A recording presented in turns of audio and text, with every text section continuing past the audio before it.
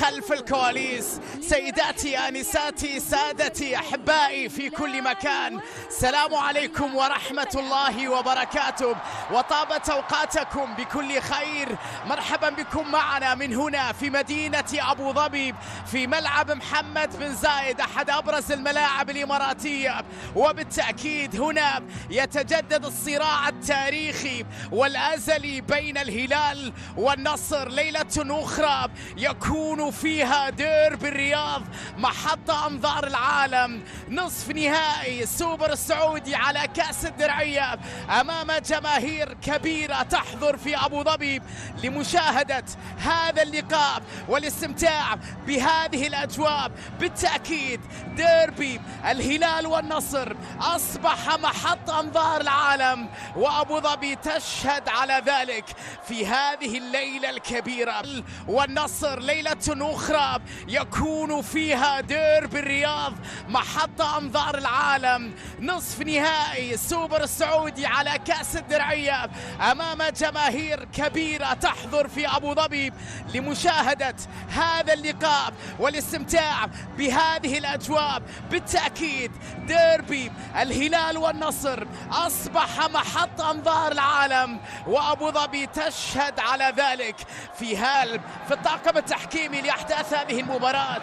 قائمة العالمي الليلة دافيد أوسبينا، إمريك لابورت، أليكس تيليز، محمد ألفتيل، لاجامي، عبد الله الخيبري، سلطان الغنام، اوتافيو، مارسيلو بروزوفيتش، ساديو ماني وكريستيانو رونالدو.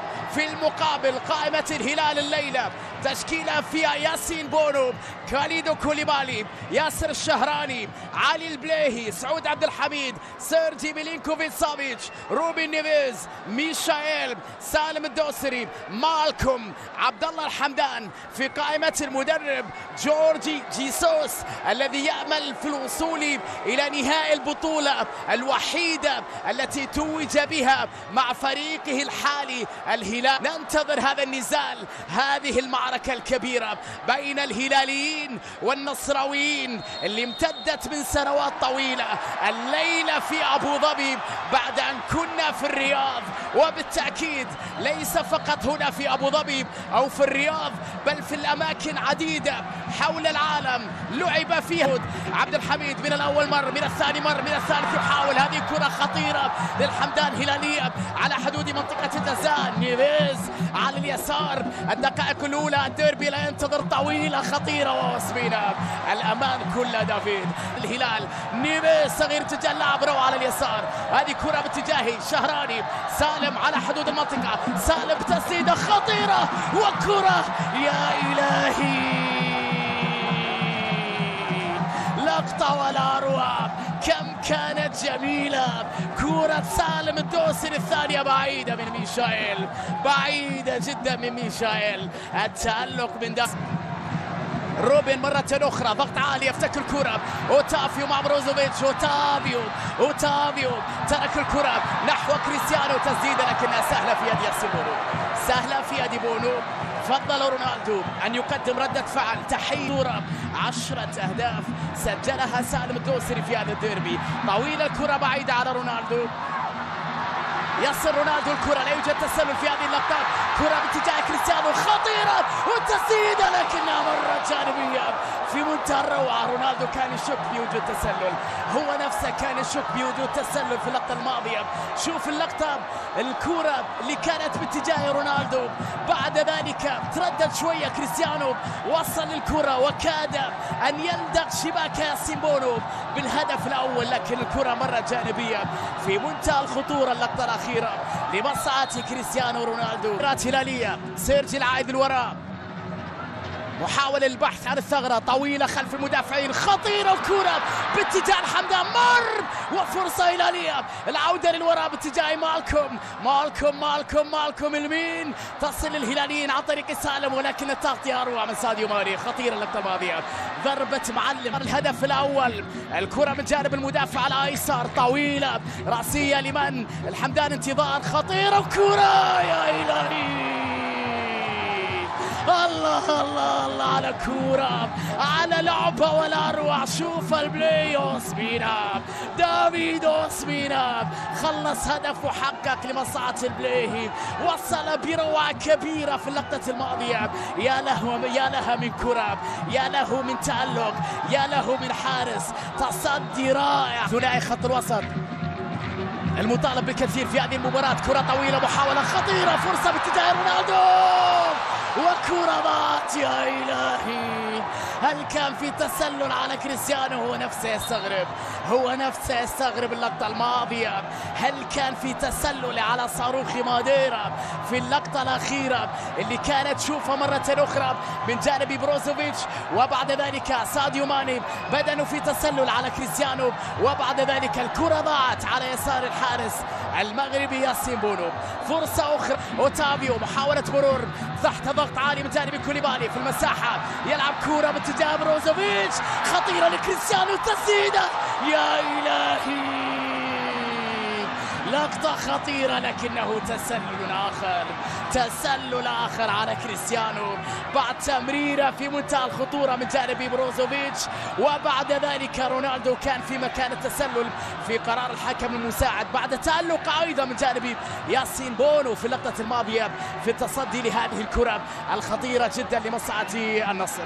الفرص العديدة من الجانبين، ولكن لا زالت النتيجة الكرات. الهلال يمنع من الوصول إلى مناطقه. سلطان غنام بلمسة، ساديو حلوة على اليمين، جميلة من أوتافيو، ساديو ماني وكوليبالي الإشارة حمراء عند كوليبالي، ممنوع المرور، ممنوع. هو كريستيانو رونالدو، هذه كرة باتجاه صاروخ ماديرا على جهة اليمين، من في المساندة؟ انتظار مساندة أكبر من جانب ساديو ماني. رونالدو يحافظ على كرة تسديدة لكنها مرت بعد ذلك وانتهت خطورتها إلى ضربة مرمى. كنت أتكلم عن العديد من اللاعبين البرتغاليين في هذه المباراة، ولكن أيضا المدرسة البرتغالية هي الأنجح في هذه البطولة بالذات. 6 برتغاليين توجوا بهذا اللقب وبهذه البطولة، 6 مدربين برتغاليين من بينهم بالتأكيد المدرب الحاضر في هذه المباراة. نيفيز وساديو، أوتافيو، مرة أوتافيو، عدى أوتافيو يبحث عن التمريرة، تغطية، تدخل خطأ، وبعد ذلك انذار. بطاقة صفراء لسالم الدوسري. المرتدة اللي قادها أوتافيو بروعة كبيرة، ولكن العودة في هذه الأثناء من جانب سالم والتدخل في هذه اللقطة، وبالتالي حصول على أول بطاقة صفراء في هذا الديربي بعد أن تدخل في هذه اللقطة أمام أوتافيو. تدخل من جانب سالم، لكن أوتافيو بارع في المساحات، لاعب بارع جدا عندما تكون الكرة عنده ولديه مساحة كبيرة، قدرة هائلة على نقل الكرة بشكل رائع، على التفكير بشكل سليم، وعلى خطأ في هذه اللقطة ضد أوتافيو الهويش ضمن القائمة الأولية لحكام كأس العالم 2026. طبعا لاعبي الفريقين يحبون دائما التأثير على الحكام في أي مكان في العالم، انه يحاول التأثير على قرارات حكم مباراة، الضغط عليه بشكل اكبر، ولكن الحكم الناجح هو اللي يتخذ القرار السليم دون ان يهتم بكل ما يحدث بعد ذلك. هذه اللقطة اللي كان فيها التدخل من جانب سيرجي بالفعل على أوتافيو، وبالتالي الحكم اشار الى خطأ واخرج الانذار الثاني في هذا الديربي للاعب هلالي اخر بعد سالم الدوسري، وهو ميلينكوفيتش سافيتش. تصل إلى روبن نيفيز، تحرك من جانب ميشايل، خطيرة الكرة ومالكم بتسديدة لكنها مرت. يا الله، يا لها من لعبة في منتهى الروعة. نيفيز يا جماعة، نيفيز يا جماعة، نيفيز.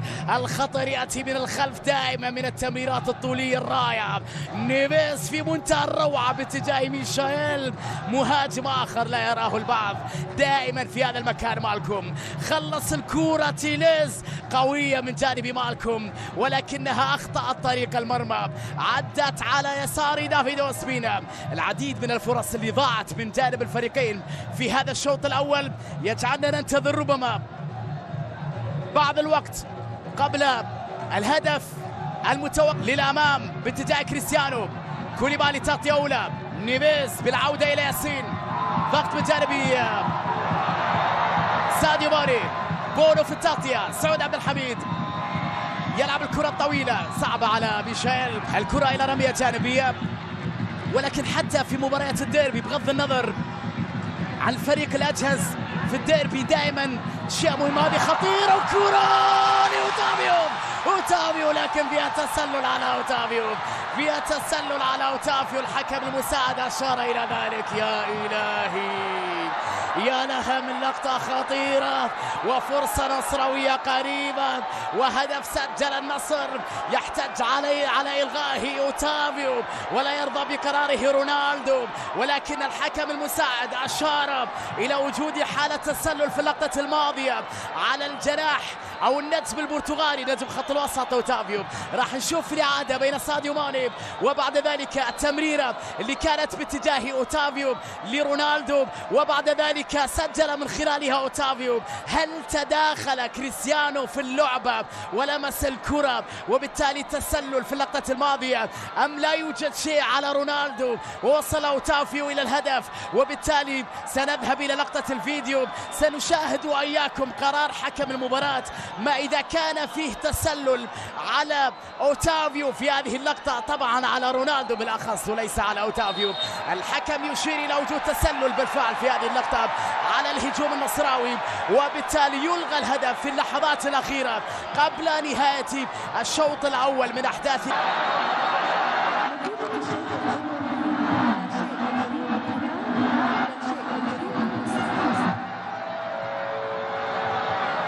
النصر. السوبر السعودي على كأس الدرعية، سجل أوتافيو هدفا تم إلغائه بداعي التسلل. يتكلم كريستيانو مع حكم المباراة عن هذا القرار، وبالتأكيد أنه حكم المساعد أشار وجود تسلل على رونالدو وليس على أوتافيو، أنه رونالدو كان متداخل في اللعبة الأخيرة وبالتالي تم إلغاء ذلك الهدف اللي سجل أوتافيو قبل لحظات من نهاية شوط المباراة الأول. التغييرات لم تأتي ولكن على دكة البدلاء، أذكر الجميع في بدلاء الهلال في مباراة اليوم: العويس، حسان تنبكتي، ناصر الدوسري، محمد البريك، سلمان الفرج، لودي، كنو، محمد القحطاني وصالح الشهري. بدلاء النصر في هذه المباراة. هنا اللقطة اللي كانت من جانب ساديو ماني والهدف اللي تم إلغاء بوجود تسلل على كريستيانو رونالدو في هذه اللقطة اللي كان متداخل في اللعبة في قرار الحكم المساعد، وبالتالي تم إلغاء هدف أوتافيو بعد ذلك قبل لحظات من نهاية الأول. كرة عرضية تبعد من جانب سافيتش لتتحول بعد ذلك إلى رمية جانبية لمصاتي أليكس تيليس. رونالدو على أرضية الملعب، السلام إن شاء الله. كريستيانو 6 ألقاب سوبر لصاروخي ماديرا. سبورتينغ فاز بالسوبر معه مرة واحدة، مرة مع مان يونايتد، مرتين مع ريال مدريد، ومرتين مع يوفنتوس. صراع مع الحمدان بين شد وجذب بين اللاعبين. ميشائيل يحاول مع سالم، تمريرة الرد خطيرة لميشائيل وتمريرة لكن الدفاع تدخل. عودة لسعود بكرة عرضية خطيرة بالراس. يا إلهي، لقطة في منتهى الروعة، كانت جميلة. الأولى من ميشائيل، الدفاع النصراوي تدخل على مرتين. العرضية الحمدان لم يكن متسللا، كان على أعتاب المرمى، كان قريبا من المرمى، كانت لقطة هدف، كانت فرصة قريبة ولكنها عدت من فوق مرمى دافيد أوسبينا.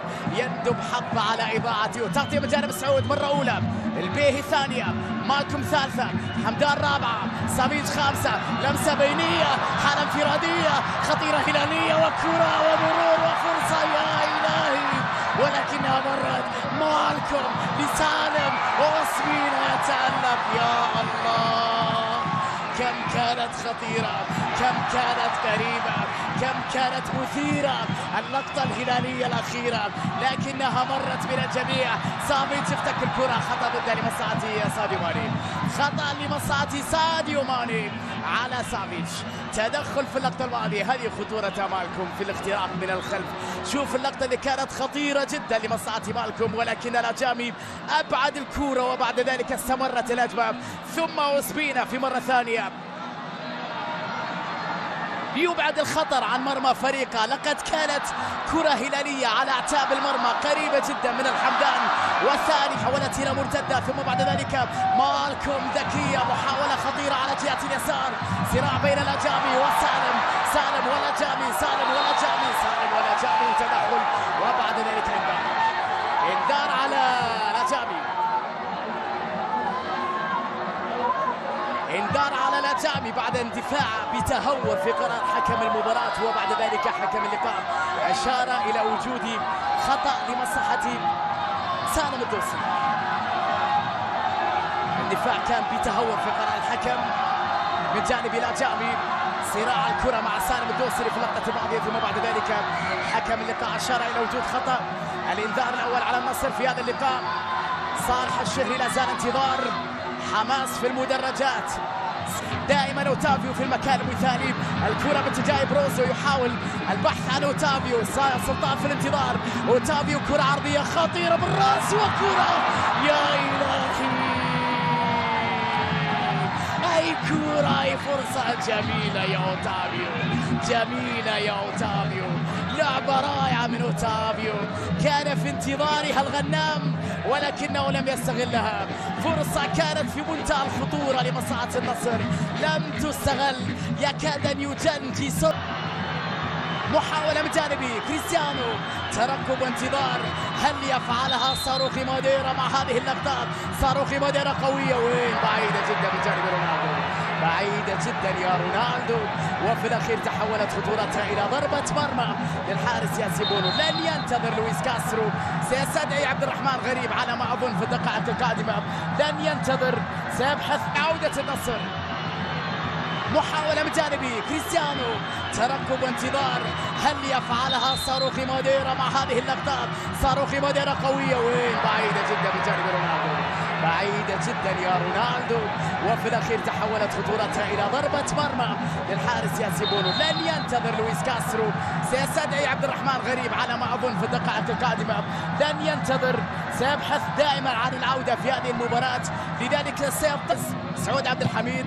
لمسة وتمريرة باتجاه مالكوم، قوية من مالكوم، خطيرة في القائم.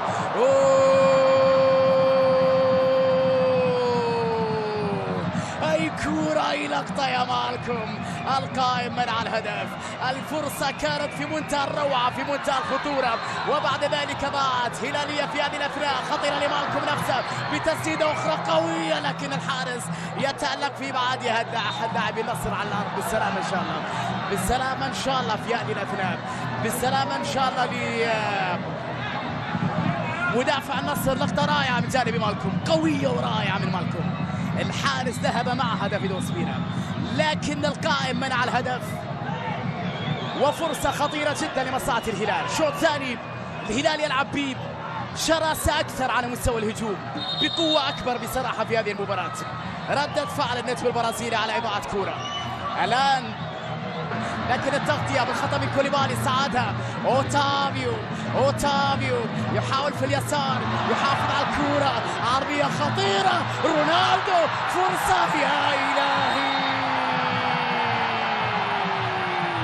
لقطة خطيرة لكنها ضاعت لرونالدو، لكنها ضاعت يا كريستيانو. أوتافيو يا جماعة، أوتافيو، روعة اللقطة، العرضية في منتهى الروعة، تغطية ياسر الشهراني أمام هذه الكرة، وبعد ذلك إلى ياسين بونو. في الأخير سقط الاثنين، كريستيانو وياسر، في هذه الفرصة النصراوية الخطيرة، مرت وانتهت خطورتها. طالب رونالدو باحتساب ركلة جزاء لم تكن موجودة في روعة إلى سيرجي صاميج. صاميج روعة لسالم في اليسار، سالم في التمويل، سالم في التمرير، الحمدان مر، وكرة، يا إلهي، أي لعبة يا هلال، يقدم فيه النصر أي أداء مقنع. الكرة إلى مالكوم، ثم سالم، ثم نيفيز، لمسات في وسط الميدان، محاولة على جهة اليمين تصل إلى ميشايل، محاولة بكرة عرضية خطيرة لمالكوم بالرأس، والثاني للزعيم مالكوم. جولاثو يا مالكوم، الهدف الهلالي الثاني عن طريق مالكوم. كانت توحي بذلك هذه الدقائق أن الهلال قادر على أن يسجل الثاني في أي لحظة. الخطر كان يأتي من كل الأماكن، الهجوم من الأجنحة، من العمق، من كل الأماكن في الهلال، والنهاية كانت لمالكوم بعد عرضية ميشايل. رغم 5 مدافعين لا أحد هنا، تنظيم دفاعي سيء في النصر، عمل هجومي هائل في الهلال، ضربة رأسية رائعة لمالكم. طبعا كانت صعبة ردة الفعل من جانب دافيد أوسبينا، ضربة واثنين وفرصة وثالثة ورابعة، إلى متى سيتحمل كل ذلك دافيد أوسبينا؟ كان من المتوقع أن تصل الكرة إلى الشباك، كان من المتوقع أن يصل هنا الهدف عطفا على الدقائق الماضية، على تراجع أداء النصر وعدم مالكم سيرجي كنو مالكم سالم، وبعد ذلك تغيير اللعب، روعة كبيرة جميلة جميلة جميلة جميلة جميلة، ولا زالت خطيرة، هلالية قوية في أوسبينا. يا إلهي، ما هذا الأداء، ما هذه الكرة، ما هذه المتعة، ما هذا الهلال. لقد كانت كرة في منتهى الروعة، تستحق الإشادة والتصفيق بالعمل الفني الكبير اللي يقوم فيه هلال جيسوس في هذا الموسم. الكرة كانت بعد ذلك في أوسبينا. بالسلامة إن شاء الله أوسبينا، بالسلامة إن شاء الله لأوسبينا، بالسلامة إن شاء الله لدافيد أوسبينا. كرة تصل بعد ذلك لكريستيانو، غريب لكن التغطية من جانب علي البيهي، رمية جانبية، رمية جانبية لعلي البيهي، مناوشات مع كريستيانو، وحان وقت العقلاء أن يتدخلوا لإيقاف هذا التوتر الكبير في الملعب بين لاعبي الفريقين. حاول رونالدو بقتاليته المعتادة الوصول إلى الكرة، حاول علي البيهي منع من ذلك، ثم بعد ذلك مناوشات كبيرة بين اللاعبين. وهنا الجماهير الحاضرة في استاد محمد بن زايد لمساندة الفريقين للاستمتاع بأجواء هذه المباراة. أكيد أنها استمتعت بهذا اللقاء. شوف اللقطة اللي كانت بين رونالدو، رونالدو أخذ البطاقة الحمراء، البطاقة الحمراء لكريستيانو رونالدو، البطاقة الحمراء لكريستيانو رونالدو. لم يشاهد رونالدو متوترا مثل ما كان عليه الحال في الشهر الأخير، في هذا الشهر، في الشهر الأخير وآخر شهرين مع النصر، بدأ أنه متوترا أكثر من المتوقع وأكثر من اللازم. كرة واللاعب يتوقف في هذه الأثناء. حكم اللقاء أخرج البطاقة الحمراء لقائد النصر رونالدو. حكم المباراة يخرج البطاقة الحمراء لرونالدو، يترك الديربي بدون أثر حقيقي، بدون تأثير حقيقي في هذه المباراة. لا تعلم أين هي المشكلة، في لويس كاسترو أم في اللاعبين، لكن مشاكل عديدة تأثر فيها النصر على المستوى البدني والفني في هذا الموسم منذ فترة التوقف، لتبدأ الأمور في التعقيد على الفريق اللي يجد نفسه في حرج كبير أمام جماهيره بعد الخروج من دوري أبطال آسيا، وأن بطولة الدوري أصبحت بعيدة وصعبة للغاية. ثم بعد ذلك في هذه المباراة، في هذه البطولة السوبر، قد يترك أيضا النصر يودع هذه البطولة مبكرا.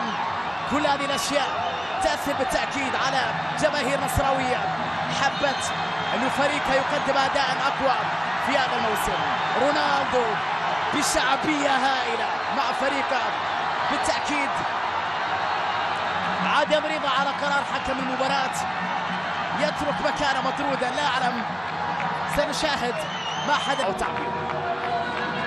لقطة البليهي مع كريستيانو،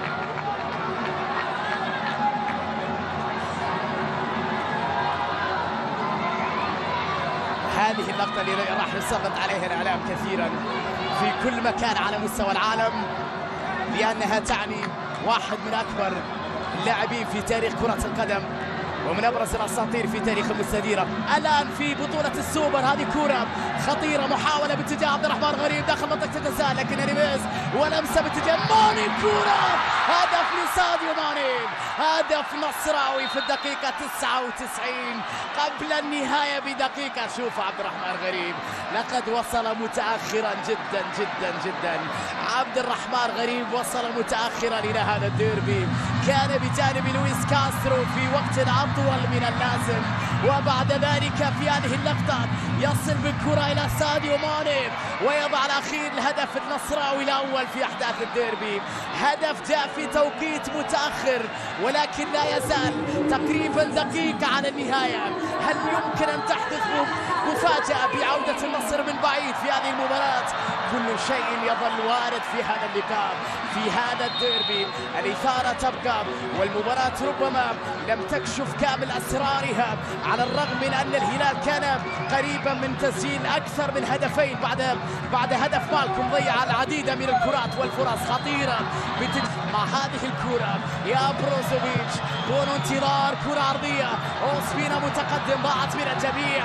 سعود يحاول الوصول، سعود يصل المرمى خالي، الفرصة ممتدة، الكرة أمامية، محاولة للوصول لكنها أقرب بعد ذلك للدفاع النصراوي إلى رمية جانبية. خلاص في هذه اللقطة حسب كل شيء وانتهى كل شيء، والحكم يطلق الصافرة ليعلن النهاية. الهلال يواجه الاتحاد في نهائي السوبر على كأس الدوري، يا أبو ظبي.